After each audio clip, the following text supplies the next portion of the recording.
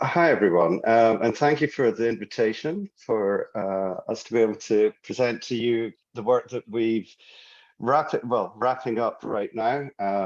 And so um, my colleagues here are also Anu and Celia, who are the co-chairs, and also we have another co-chair, Kristen, who unfortunately can't join us today, I think. He's based in Australia.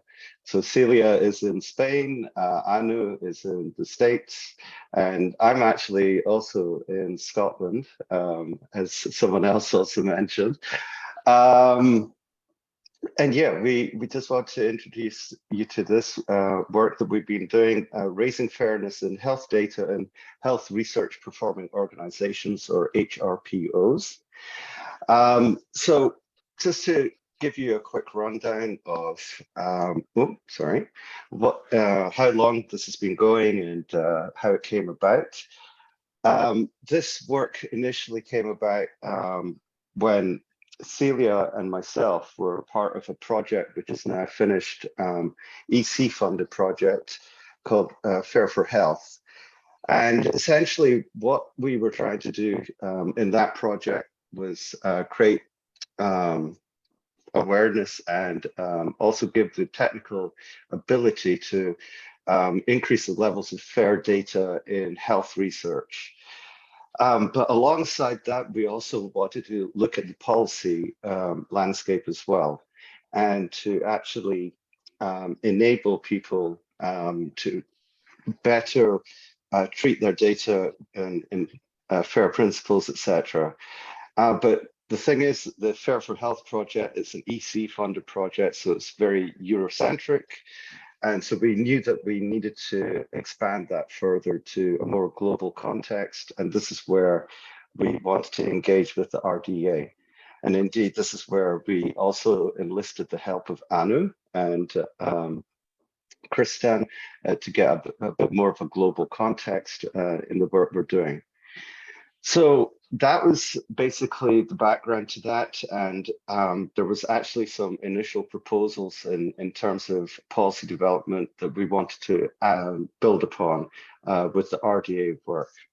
So initially, we started off as birds of a feather sessions in RDA plenaries 13 and onwards. And then in 2020, we actually transformed into a working group. So we went immediately from being a birds of a feather session into a working group. And of course, since that time, I'm sure you're all more than aware of the COVID situation and everything. So it's been slightly tricky doing some of the work, not being able to engage with people as much as we might have wanted to, but we've managed to get the work mostly done now. And indeed, at the last plenary in June, we did actually pretty much wrap things up and we had our final session. So the main outputs that we've produced are a landscape analysis, which we want to consider as a version 1. And indeed, you know, the landscape is constantly going to evolve, and we would like to encourage other people in the community to actually contribute to this in the further for you know, for version 2, version 3, etc. But right now we've done a fairly comprehensive landscape analysis. I will caveat that with saying that yeah, there may be a bias towards North America and Europe and Australia, but with our limited resources and what we were able to gather, that is what we were able to do. And I'm sure there's a lot more in Latin America, Africa, Asia that we could also include. And we do have some in there, not to say that there isn't, but I'm sure there might be a lot more that we would like to include there. We've also created an impact assessment based on societal, economic, and scientific and technical impacts. That's just a short document. So all these links work, and we've shared the slides here, so hopefully you'll be able to click through on these. We also did a community survey, which got about 90 responses. Unfortunately, again, many of these responses did come from Europe and North America, I think, but they were at least able to give us an idea of the current landscape with actual health research, health researchers that were currently on the ground doing this kind of work, and their awareness of FAIR, and also the technical barriers or things that facilitate what they're doing in terms of research. And finally, we have a draft set of guidelines. In fact, I shouldn't really say draft anymore. I think these are finalized now. I would be happy to say that they're finalized, but indeed, we want you and other parts of the community to be able to actually ratify this as well. But we do have a stable version of this now. So just to go through what we were doing and just to give you a bit more in-depth analysis of what we're doing, I was just going to present, or we were about to present, some of the survey results. And I just wanted to hand over to Anu, actually, because Anu and Kristen were overseeing this more than anyone else. And maybe if Anu could just pick up on this, that'd be great. Yeah, hi, thanks, Venkat. Can you hear me fine? Yes, yeah. All right. So as Venkat already mentioned, the survey is a survey that was conducted, essentially was open for about, I believe, 2.5 months. And we had about 90 respondents. And most of the responses, again, as Venkat alluded to, were from Europe and Northern America. We did get probably about 20% response from other parts of the world. However, the numbers were not as high as we would have liked to see. We have some overall stats and some takeaways from the survey that we want to present here today. So we did get responses mostly from public organizations and predominantly from Europe, although the Europe versus rest of the world, as you can see, is a 60-40 divide there.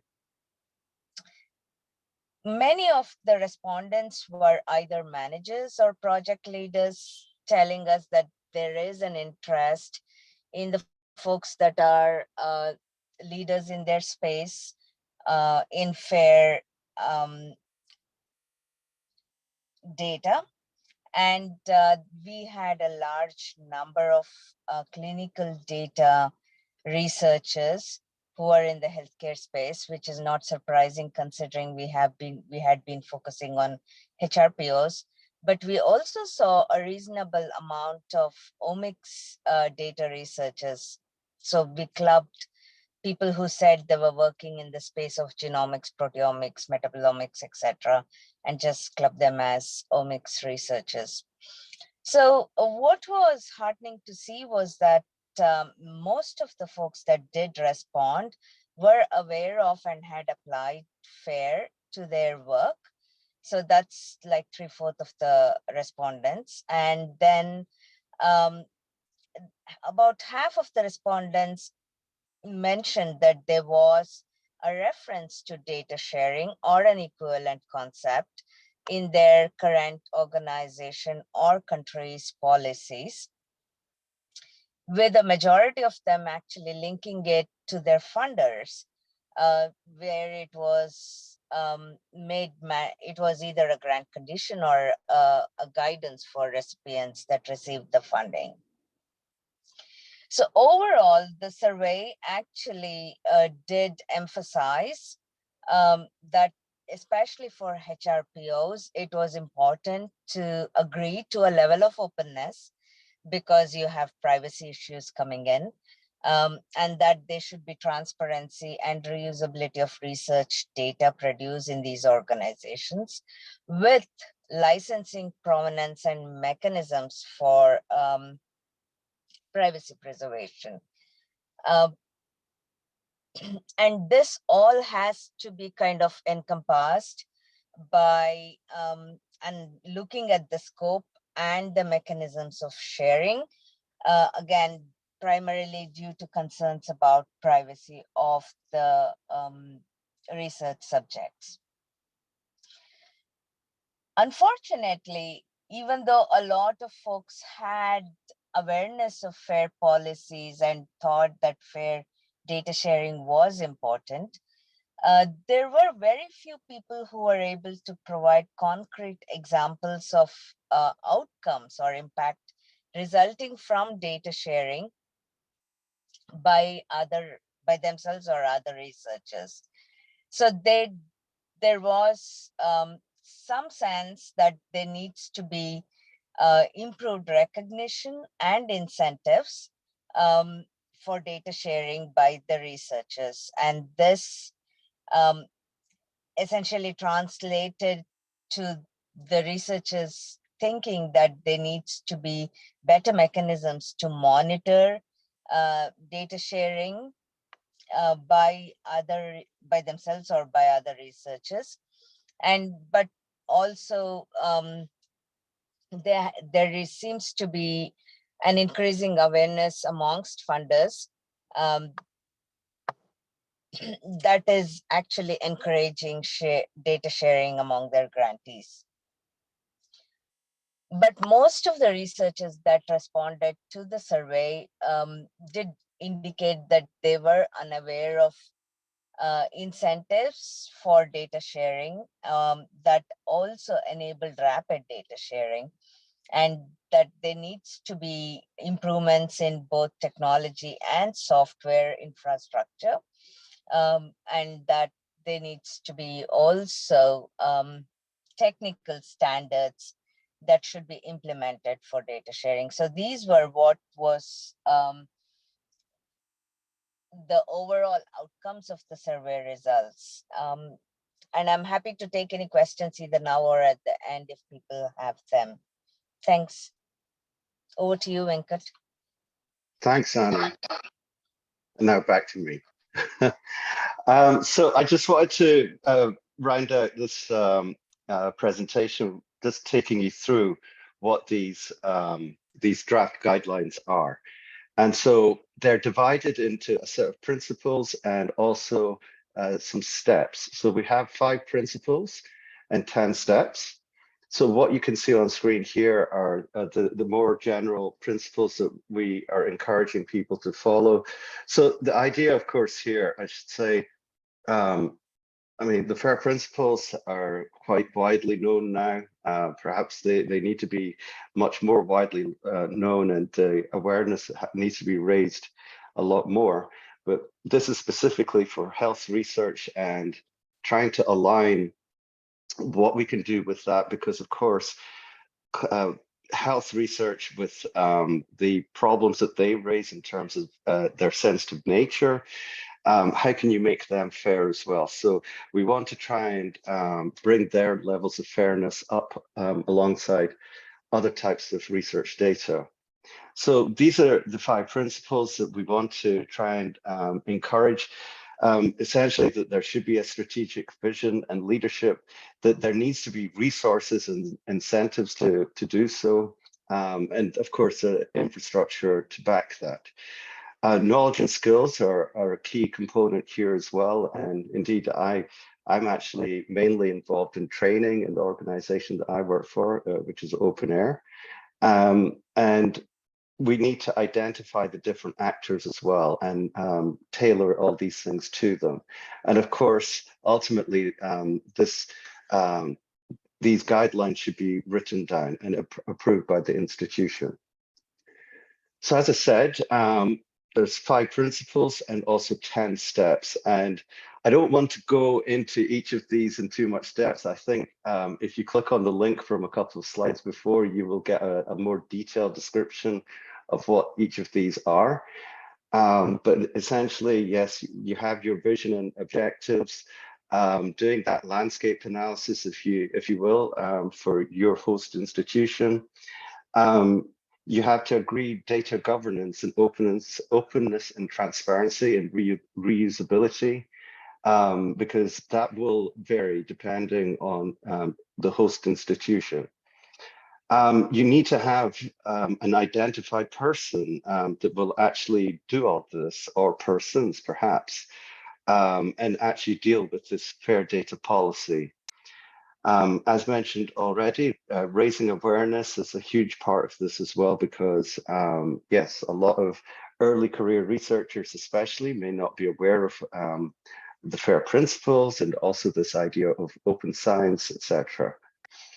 The data infrastructures that need to actually facilitate all this need to be established or improved upon wherever necessary.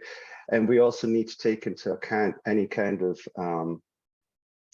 restrictions that people might face in using such infrastructures, and also being careful of using some infrastructures that might be commercial in nature, for example. And if you're using, if you're dealing with sensitive data, there may be some considerations to be made there. I'm not saying that commercial options are a bad thing. It's just at least the researchers need to be made aware of the particular nuances that might entail. Research data management, which is a big thing, is really needing to be encouraged here. Good RDM will actually ensure that all the data that's generated, especially this health research data, is properly managed. The technical standards, meaning using metadata, common standards across the different ontologies, controlled vocabularies, and so forth. These need to be encouraged using things like persistent identifiers, just as you would for non-health research data. These need to be encouraged as much as possible. Of course, you need to encourage people to do this, and they need to know that they have some kind of reward as well for doing this.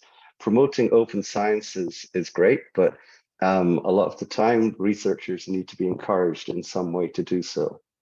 And yes, the policy should be written down, and there should be a way to actually monitor the situation and do assessments, maybe yearly or something like that, to see how well the institution might be performing. So the next steps for what we wanted to do is to actually, we're in discussion with some potential candidates that might want to test this set of guidelines. And we want to get some good geographic spread as well. So I think we have about 3 or 4 potential candidates here that might test us out in North America, Australia, and Europe. And I hope also in other parts of the world too. This is where I think I'm hoping that maybe this group here, or other groups that maybe you can put us in touch with, can actually help us with this, because it'd be great if we can actually test these guidelines on a truly global scale. We want to also publish these outputs, of course, in something like an open repository like Zenodo, but we're thinking about going one step further as well and seeing if we can publish in a peer-reviewed journal. And ultimately, we want to hand over to maybe some other RDA group that's already in existence, like the Health Data Interest Group.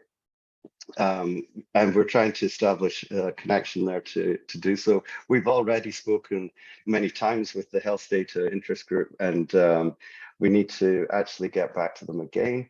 And of course, we want to make sure that this working group goes on into the future and treated as maintenance mode, or whatever the RDA calls it, so that maybe any future developments and changes of, I don't know, policies, etc., can be taken into account with these guidelines. So that's where we're ending on this presentation. But of course, we would love to answer any questions that you might have. Thank you very much.